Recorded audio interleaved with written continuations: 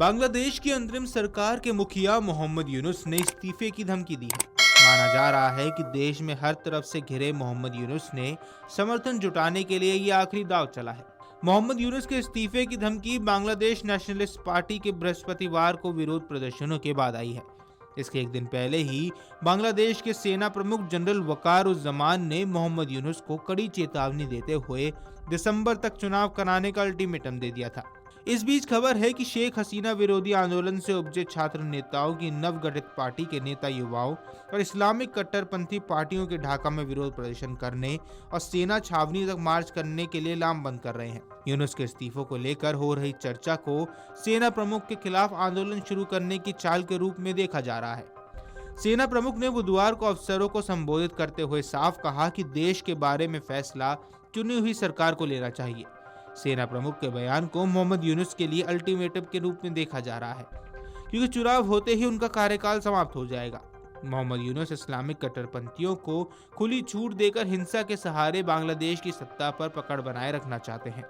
Army chief ने देश में बढ़ती हिंसा को लेकर भी सख्ती से निपटने की बात कही है, जिससे कट्टरपंथी डरे हुए हैं और उन्हें रास्ते से हटाने की योजना बना रहे हैं।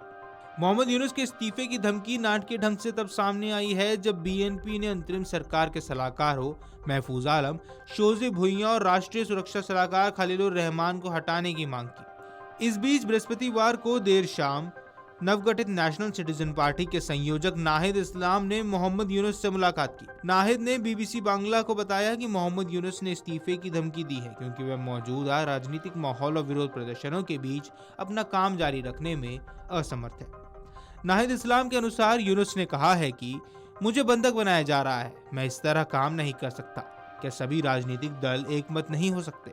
मीडिया रिपोर्ट्स के अनुसार एनसीपी के एक अन्य शीर्ष नेता आरिफुल्लाह इस्लाम अदीब के हवाले से बताया गया कि नाहिद ने उनसे पद पर बने रहने का आग्रह किया है। आरिफुल इस्लाम भी गेस्ट हाउस जमुना में यूनुस के साथ बैठक के दौरान मौजूद थे।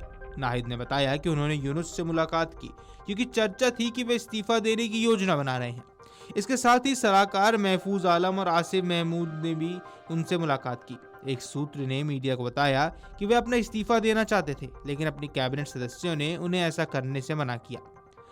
इस साल फरवरी में यूनुस के समर्थन से उभरी एनसीपी नेता ने कहा कि हमसे कहा है कि देश की सुरक्षा और भविष्य के लिए और जन विद्रोह की अपेक्षाओं को पूरा करने के लिए मजबूत बने रहें।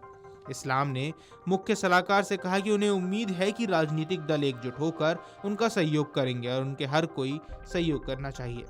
हालांकि एनसीपी नेता ने कहा कि अगर यूनुस अपना काम नहीं कर सकते तो उनको रहने का कोई मतलब नहीं है। उन्होंने कहा अगर राजनीतिक दल चाहता है तो वे कभी भी इस्तीफा दे दें तो वे क्या करेंगे अगर उन्हें विश्वास और आश्वासन का वह स्थान नहीं मिलता है।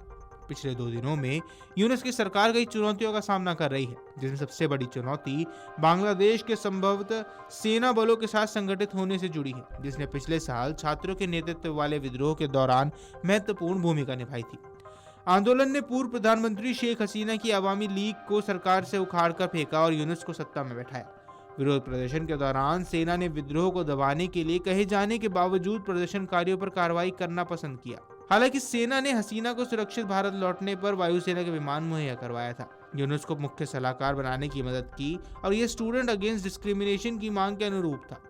इसी का एक बड़ा हिस्सा एनसीपी के रूप में उभरा है। एनसीपी के नेताओं ने बुधवार को प्रदर्शन किया और कहा कि वो मौजूदा चुनाव आयोग के तहत किसी भी चुनाव में हिस्सा नहीं लेंगे।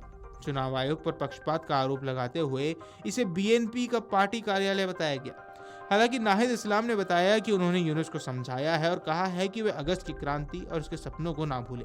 साथ ही कहा कि देश की जनता उनके साथ है। अब देखना होगा कि यूनुस इस मुश्किल घड़ी में देश को संभाल पाते हैं या फिर अपने पद से इस्तीफा दे देते हैं। Video desk अमरुजाला.com।